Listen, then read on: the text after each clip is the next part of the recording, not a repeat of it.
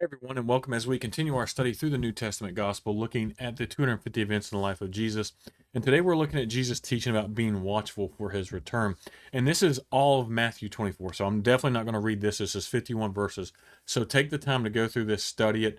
There's a lot here. I mean, I could cover this, probably spend a whole week on this one, but I'm not. I'm just going to go through the kind of the notes and do your own research on this. But I'm going to try to highlight um, the important things. And so one of the things that we look at with this is the temple, right?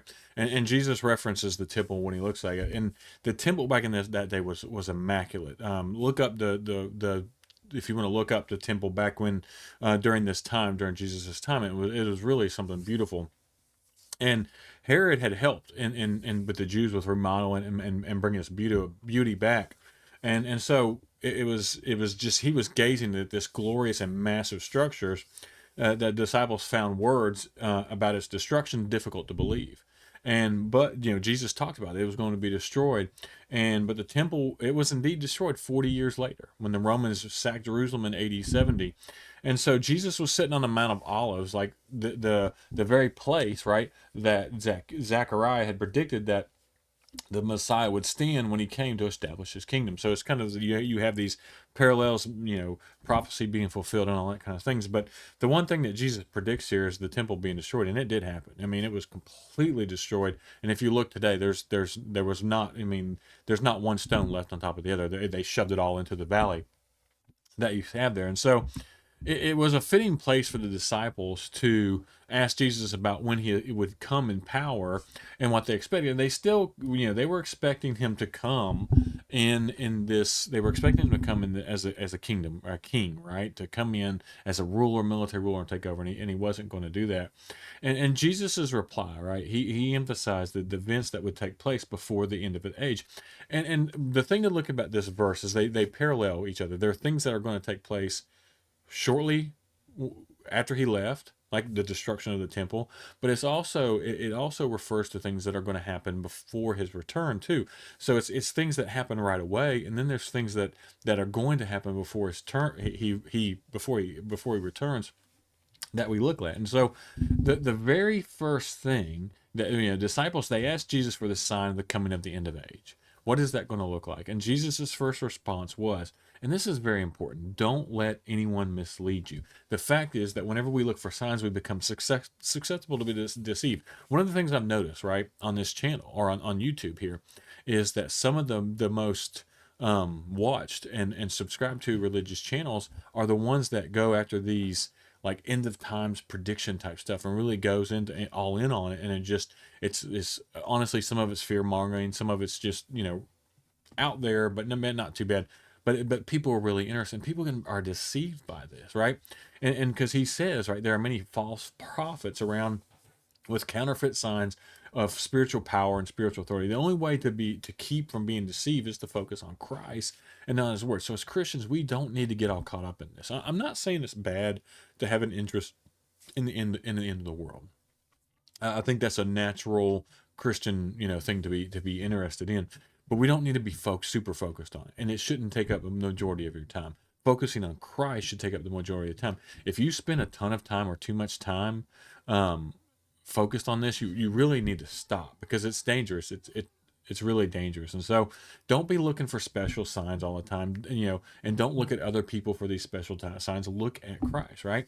And so that's what he's calling us to. And the thing that we're going to see, it says you may not be facing intense persecution now, but Christians in other part of the world are. And the main theme that we see in the return before the return of Christ is that things are going to get worse, right, before his return. And that's all of Revelation speaks to that, is things are going to get worse and before his return. And so with false teaching and loose morals comes a particular destructive disease, and that's the loss of the true love of God and others. And so we just got to be careful about all that, because Jesus said before he returns, the good news about the kingdom would be preached throughout the world. And if you look at it, we're almost there. I mean, if you really look at it, almost every the entire Bible has been almost translated into every single language at this point, and almost every single person has had the opportunity to it's scattered across the whole globe, even some of the remote places. And so And that was the disciples' missions, and that's our job today.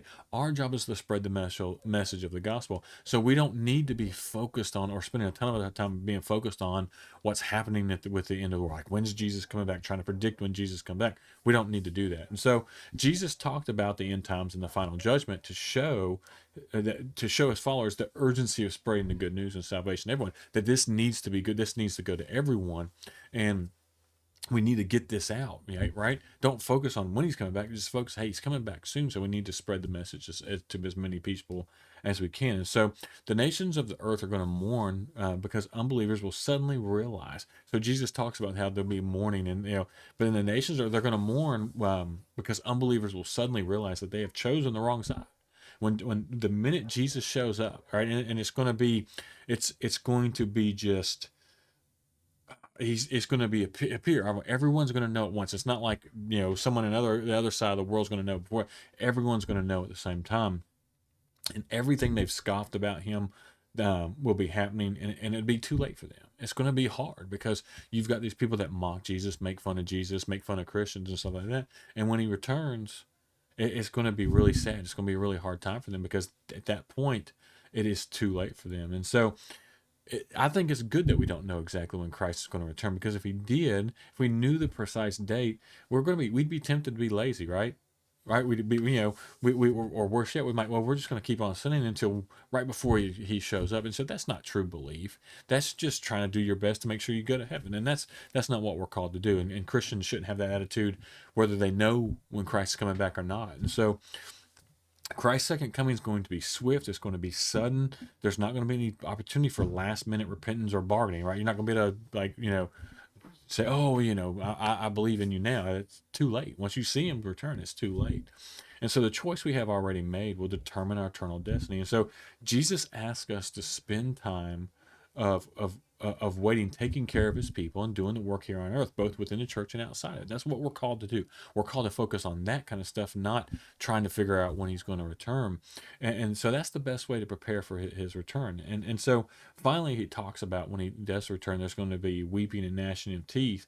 And this is a phrase used for despair, for great despair. And God's coming judgment is as certain as Jesus' return to earth. And so I can't hit all the notes in all 51 of these verses in a 10-minute video. I just can't do it.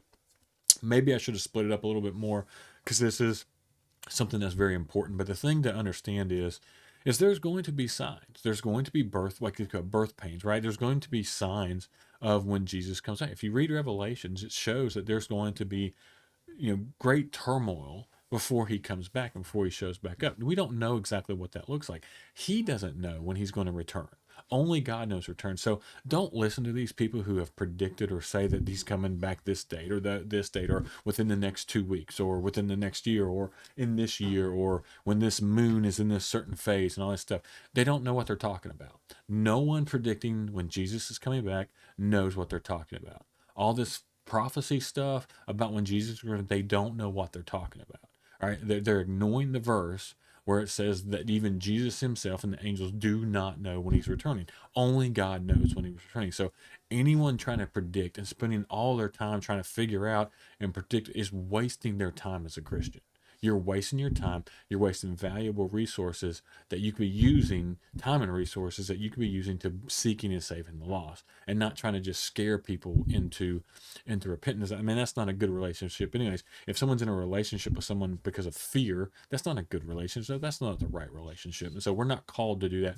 We're not called to be like that. And so the main thing about Jesus and his meaning and being watchful for his return is the fact that we don't know when he's coming back, right? And so we need to be prepared for it always, and we need to be getting others prepared to return and be there. And that's the whole meaning of these 51 verses. Again, take the time to go through them, take the time to read them, and get that understanding, but don't get caught up in this trying to predict when he's coming back, trying to understand exactly when he's coming back, because you never get it right. No one's ever going to get it right.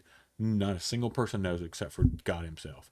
As always, I appreciate everyone for watching and taking the time to watch these. If you haven't subscribed to our video, please go ahead and do that.